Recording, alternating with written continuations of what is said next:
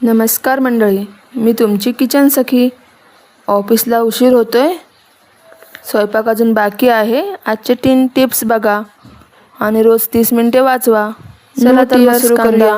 Let's go. कांदा चिरताना डोळ्यातून पाणी येत आहे का? सोपा उपाय आहे.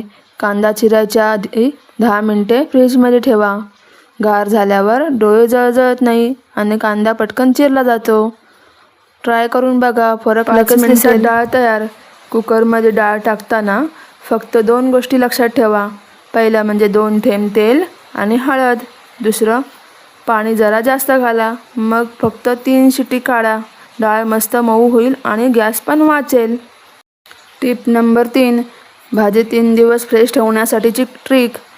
कोथिंबीर, मेथी, पालक लगेच खराब होते ना, ती ओल्या किचन पेपरमध्ये गुंडाळा आणि एअरटाईट डब्यामध्ये ठेवा. 3 दिवस तरी हमखास फ्रेश राहील. टिप्स नंबर 4, पांढरा मोकळा भात. सळसळीत भात. भात चिकट होतोय का? भात शिजवताना पाण्यात 2 थेंब लिंबाचा रस टाका. भात एकदम पांढरा शुभ्र आणि मोकळा होईल. अजिबात चिकट होत नाही.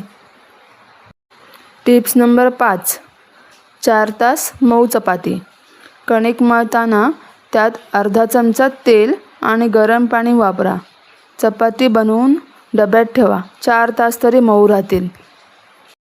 टिप्स नंबर 6, 2 मिनिटात कांदा ब्राऊन.